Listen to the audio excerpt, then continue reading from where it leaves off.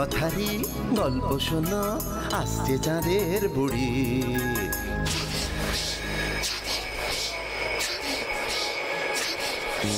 Magic man পৃথিবীতে সঙ্গে এলো তারি।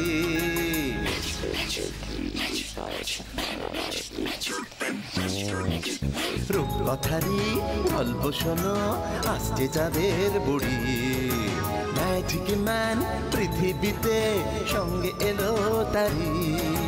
গল্প হবে, ম্যাজিক হবে, হবে মজার খেলা। তোমরা যদি দেখতে চাও চলে এসো এই বেলা। চাঁদের বুড়ি, চাঁদের বুড়ি, ম্যাজিক ম্যান, ম্যাজিক ম্যান।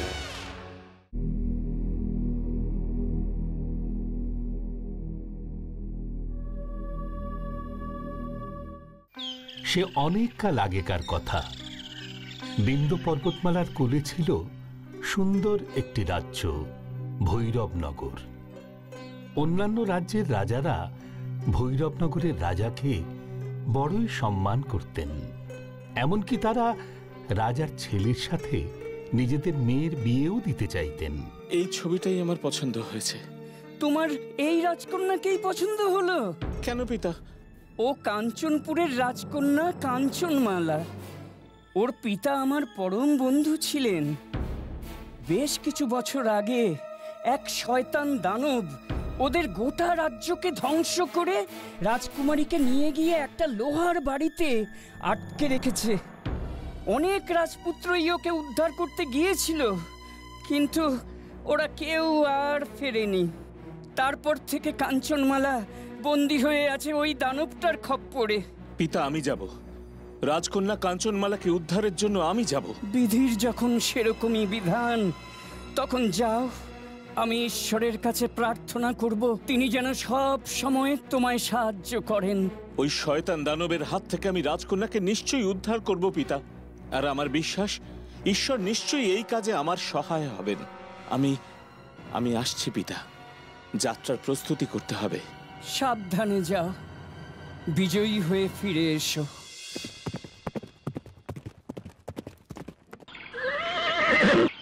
জঙ্গলের ওপারেই কাঞ্চনপুর, আর কাঞ্চনপুরের শেষ প্রান্তে পাহাড়ের অপর দিকে লোহার সেই বাড়ি। কিন্তু এই জঙ্গল আর কত গভীর, পথ যে ফুরোচ্ছেই না। আমি বরং আরো সামনের দিকে এগিয়ে যাই। কুমার, এই যে কুমার, দাঁড়াও দাঁড়াও। কে তুমি? আমার নাম ঢেঙ্গারাম। আমায় তোমার সঙ্গে নাও, আমি তোমায় অনেক সাহায্য করতে পারি। তুমি আমায় সাহায্য করতে পারো? তা ঢ্যাঙ্গারাম, কিরকম সাহায্য করতে পারো? আমি যত ইচ্ছা লম্বা হতে পারি। দাঁড়াও, তোমায় ওই লম্বা তাল গাছ থেকে তাল পেড়ে এনে দেখাচ্ছি। দেখলে কেমন গাছে না উঠেই আমি তাল পেড়ে আনলাম? বাহ, দারুণ ব্যাপার তো। তুমি এক কাজ করো, তুমি লম্বা হয়ে দেখো তো ওই কাঞ্চনপুর আর কত দূর। এ তো সামান্য ব্যাপার, এক্ষুনি দেখছি।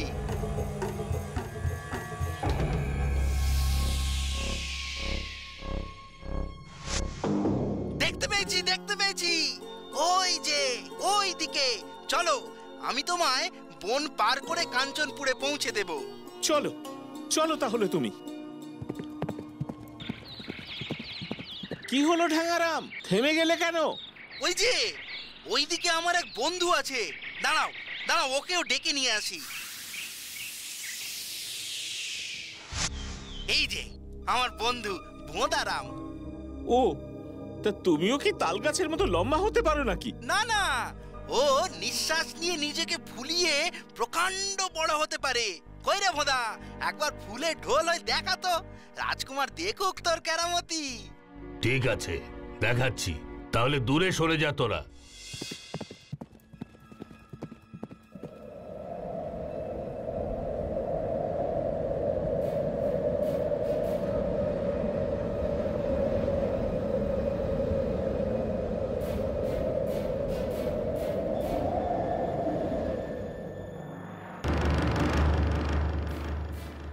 কি কুমার, কেমন দেখলে আমার কেরামতি? দারুণ! এবার আবার আগের চেহারায় ফিরে এসো দেখি ভোঁদারাম। এই যে এক্ষুনি ছোট হয়ে যাচ্ছি।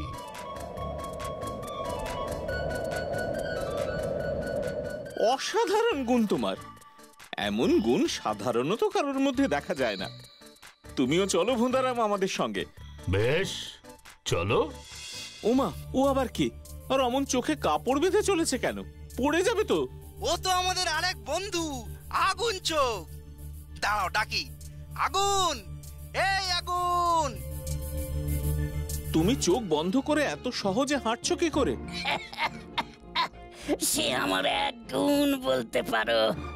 তোমরা খোলা চোখে যা দেখো, আমি চোখ বেঁধে রাখলেই তা দেখতে পাই। অনেক অনেক দূরের জিনিস স্পষ্ট দেখতে পাই। ভালো করে কোনো জিনিসের দিকে তাকিয়ে থাকলে সেটা হয় ভেঙে চুরমার হয়ে যায়, না হয় পুড়ে ছাই হয়ে যায়। দেখবে নাকি? আমার কেরামতি দেখবে? বেশ, দেখি তোমার গুণ। দেখো, আমি আমি এক দৃষ্টে ওই পাহাড়টার দিকে তাকিয়ে আছি।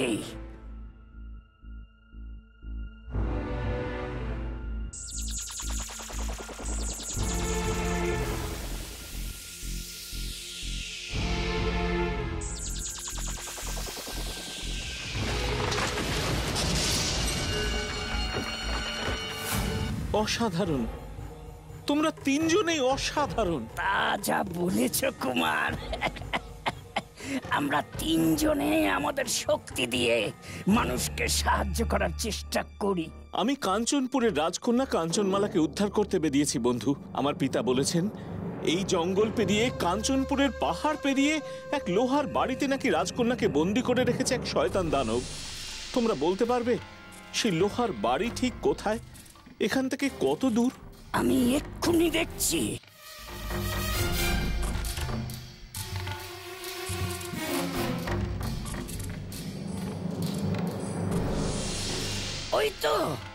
ওই তো রাজকন্যা একলা সেই লোহার বাড়িতে বসে বসে কাঁদছে।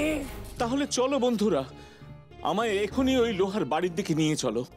আমি ওই শয়তান দানবকে মেরে রাজকন্যাকে উদ্ধার করব। কুমার, সেই লোহার বাড়ি কয়েকশো যোজন দূরে। ঘোড়া ছুটিয়ে গেলে যে কত মাস লাগবে তার হিসেব নেই। তাহলে উপায় কি আগুন? ঢ্যাঙারাম যদি লম্বা হয়ে আমাদের কাঁধে তুলে নিয়ে যায় তাহলে আমরা নিমেষের মধ্যে পৌঁছে যাব। বেশ তো, আমি এক্ষুনি সবাইকে নিয়ে যাচ্ছি। দরজা তো দেখছি খোলা। চলো বন্ধুরা, ভেতরে যাই। দেখি, আমরা ভেতরে ঢুকতেই দরজা নিজের থেকে বন্ধ হয়ে গেল। এ নিশ্চয়ই ওই শয়তান দানবের কাজ।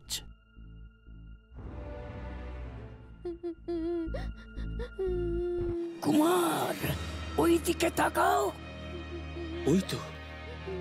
ওই তো রাজকন্যা কাঞ্চনমালা। চলো আমরা ওর কাছে যাই। কাঞ্চনমালা, রাজকন্যা কাঞ্চনমালা। তুমি তুমি কে রাজকুমার? আমি ভৈরবনগরের রাজকুমার। আমি তোমায় উদ্ধার করতে এসেছি। তুমি আমায় উদ্ধার করতে পারবে না রাজকুমার। তোমার আগেও অনেকে এসেছিল, কিন্তু ওই শয়তান দানব তাদের সবাইকে জাদু বলে পাথর করে রেখেছে। কেঁদো না কাঞ্চনমালা। দেখো, আমি একা নই। আমার সঙ্গে আমার এই তিনজন বন্ধু এসেছে। আমরা সবাই মিলে ওই দানবকে মেরে তোমায় নিশ্চয়ই উদ্ধার করব, তোমায় নিয়ে যাব। সত্যি বলছো রাজকুমার? সত্যি সত্যি বলছি। এখন বলো তো, ওই দানব কোথায় আছে? ওই যে দানব আসছে, তোমরা পালাও।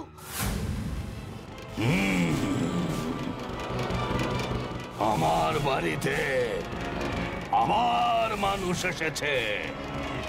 মানুষের গন্ধ পাচ্ছি আমি, মানুষের গন্ধ।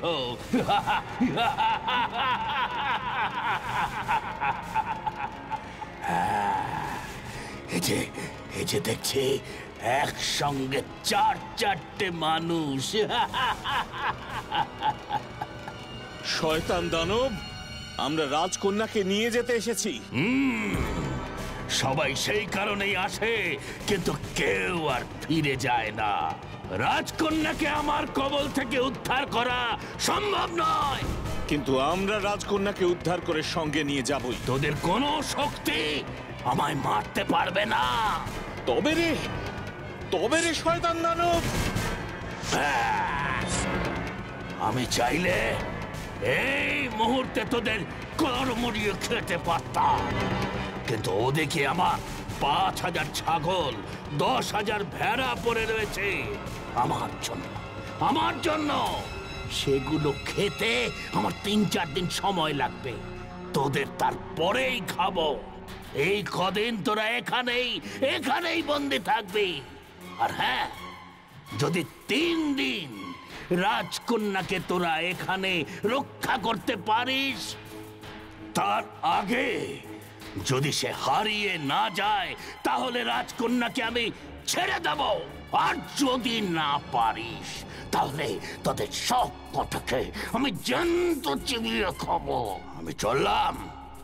কাল সকালে এসে দেখে যাব রাজকন্যা এখানেই আছে কি না। আর মনে রাখিস, তোরা চাইলে এখান থেকে বেরোতে পারিস, কিন্তু আমার শর্ত পূরণ না হওয়া পর্যন্ত রাজকন্যাকে এখান থেকে তোরা কেউ বার করতে পারবি না, কেউ না। এই কুঠুরি তো এমনিতেই বন্ধ রয়েছে, এখান থেকে রাজকন্যা হারাবে কি করে? কাঞ্চনমালা, হ্যাঁ? তুমি এ ব্যাপারে কিছু জানো? না কুমার, দানব এর আগে কখনো এরকম কথা বলেনি। এর আগে যারাই এসেছে, দানব তাদের ধরে খেয়ে ফেলেছে। এর মধ্যে নিশ্চয়ই অন্য কোনো ব্যাপার আছে। তাহলে এখন আমরা কি করব? আমি বরং লম্বা হয়ে চারিদিকটা ঘিরে রাখি, যাতে কেউ ঢুকে রাজকন্যাকে না নিয়ে যেতে পারে। আরে হ্যাঁ, আর আমি মোটা হয়ে সদর দরজাটা এঁটে থাকি, যাতে কেউ দরজা ভেঙে ঢুকতে না পারে। আর আমি সারাক্ষণ চারিদিকে চেয়ে থাকি, যাতে কেউ এলেই তাকে দূর থেকে দেখা যায়। বেশ বন্ধুরা, তাই করো। আমিও রাজকন্যার কাছে বসে থাকছি। ৩ বন্ধু মিলে এমন কড়া পাহারার ব্যবস্থা করলো যাতে একটা ইঁদুরও না ঢুকতে পারে। কিন্তু অতটা পথ যাত্রা করে সবাই বড় ক্লান্ত হয়ে গিয়েছিল, তাই কিছুক্ষণের মধ্যেই সবাই ঘুমিয়ে পড়ল। আর সেই ফাঁকে ঢুকে এলো দানব। সবাই ঘুমিয়ে পড়েছে দেখছি। যাই, এই ফাঁকে আমি রাজকন্যাকে নিয়ে চলে যাই। তারপর সকাল হলেই আসব। রাজকন্যাকে রক্ষা করতে না পারার জন্য ওরা আমার কাছে শাস্তি পাবে, আর আমার পেটে চলে যাবে। যাই, এই বেলা আমি সরে পড়ি।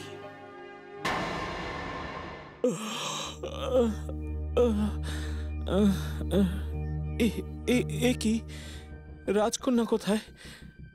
তাহলে কি কেউ রাজকন্যাকে নিয়ে পালিয়ে গেল? ঢ্যাঙা, আগুন, ভোঁদা ওরাও দেখছি ঘুমোচ্ছে। আগে ওদের ডেকে তুলি। ঢ্যাঙারাম ওঠো। ভোঁদা ওঠো। আগুন ওঠো। সর্বনাশ হয়ে গেছে। রাজকন্যা নেই। আমরা যখন ঘুমিয়েছিলাম কেউ ওকে নিয়ে পালিয়েছে। দাঁড়াও, রাজকন্যা কোথায় আমি দেখছি।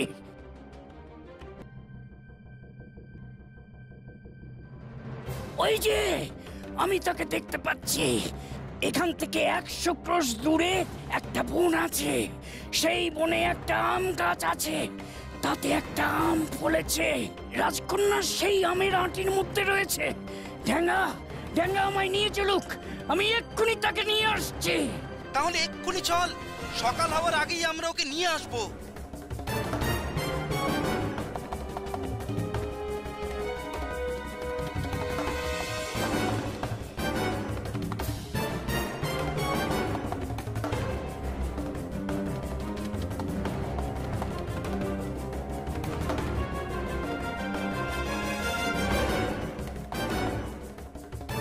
নাও, এবার এটা মাটিতে আছড়ে ফেলো।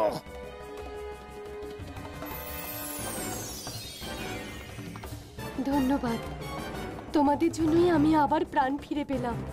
আমাদের 3 বন্ধুর কাজই হলো মানুষকে বিপদ থেকে উদ্ধার করা।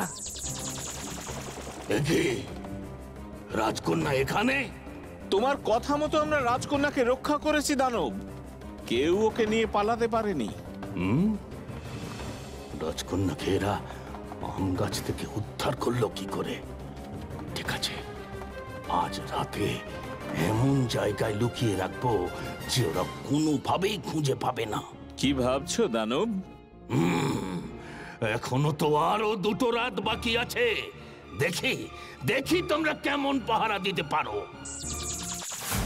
সেই দিন রাত্রেও কড়া পাহারার ব্যবস্থা করা হলো, কিন্তু যথারীতি সবাই ঘুমিয়ে পড়ল, আর দানবও রাজকন্যাকে নিয়ে চলে গেল।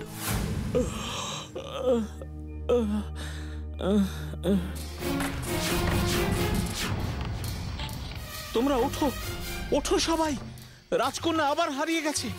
ওঠো ওঠো তোমরা। আগুন চোখ, তুমি দেখো রাজকন্যা কোথায়?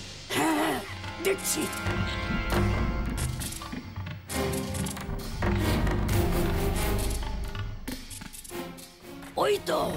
ওই তো রাজকন্যা। এখান থেকে 250 ক্রোশ দূরে একটা পাহাড় আছে। সেই পাহাড়ের ভেতরে একটা পাথরের মধ্যে রাজকন্যা রয়েছে। ড্যাঙ্গা ড্যাঙ্গা, আমায় তাড়াতাড়ি নিয়ে চল ওখানে।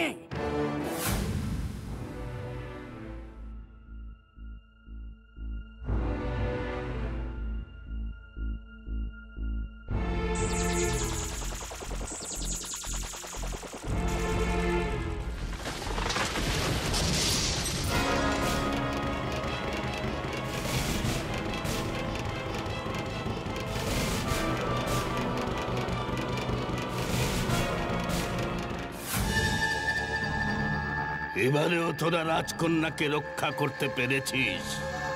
হ্যাঁ দানব, আর আজকের রাতটাও আমরা রক্ষা করতে পারবো। আর তারপর তোমার কথা মতো তুমি রাজকন্যাকে মুক্ত করে দেবে। কিন্তু মাঝরাত পেরোতেই সবাই আবার ঘুমিয়ে পড়ল। সারাদিন নাওয়া খাওয়া ভুলে তারা এমন কড়া পাহারা দিল যে রাতে আর তাদের জেগে থাকা সম্ভব হলো না। আর দানবও সেই সুযোগে রাজকন্যাকে নিয়ে চলে গেল। আর রাজপুত্রের যখন ঘুম ভাঙল তখন প্রায় ভোর হয়ে এসেছে।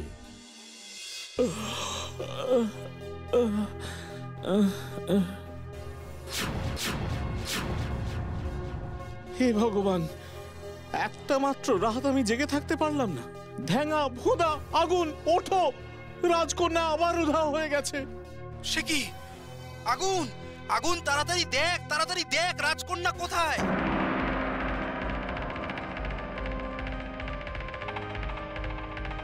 একি রাজকন্যাকে যে দেখতে পাচ্ছি না। সে কি? এবার কি হবে তাহলে? ঠেঙ্গা, আমায় কাঁধে করে উঁচুতে তোল, একটু ভালো করে দেখি। ওই যে 400 ক্রোশ দূরে একটা সাগর আছে। সেই সাগরের তলায় একটা ঝিনুক আছে, তার ভেতরে একটা মুক্তোর মধ্যে রাজকন্যা রয়েছে। সকাল যে প্রায় হয়ে এলো, তোমরা তাড়াতাড়ি ওকে উদ্ধার করে নিয়ে এসো। ঠেঙ্গা, তুই আমায় আর ভোঁদাকে তাড়াতাড়ি ওই সাগরের কাছে নিয়ে চল। আমি সাগরের জল খেয়ে নিচ্ছি, তোরা তাড়াতাড়ি ঝিনুক তুলে নিবি। আচ্ছা।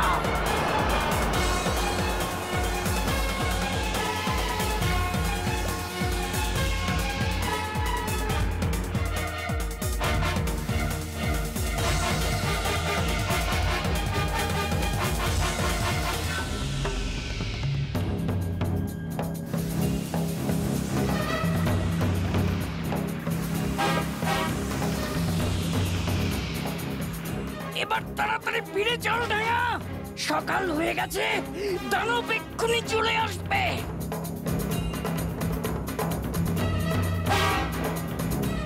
এখনো এলো না ওরা। দানব যদি এসে পড়ে তাহলে সর্বনাশ হয়ে যাবে। ওই যে দানব আসছে, কিন্তু ঠ্যাঙারা তো এখনো এলো না। হে ভগবান, হে ভগবান, রক্ষা করো আমাদের।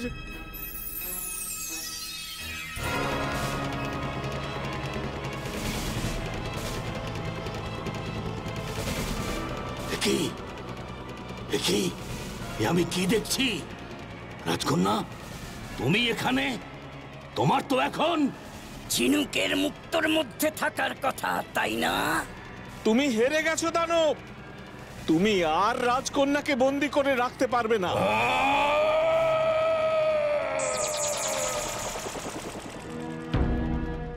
ধন্যবাদ তোমাদের, তোমরা আমায় বাঁচালে। এ কি ছোট্ট পাখি, কে তুমি? আমি আগে রাজকন্যার মতোই এক মানুষ ছিলাম, কিন্তু আমার খুব অহংকার ছিল, তাই এক মুনির অভিশাপে আমি এরকম দানব হয়েছিলাম। কথা ছিল পরপর 3 দিন কেউ যদি আমায় শর্তে হারাতে পারে তাহলেই আমার মুক্তি হবে। আজ তোমরা আমায় হারিয়ে আমাকে মুক্তি দিলে, তোমাদের অসংখ্য ধন্যবাদ। তোমরা খুব ভালো থেকো।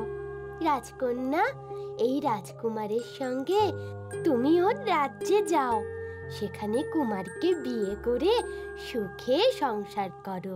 আমি চললাম।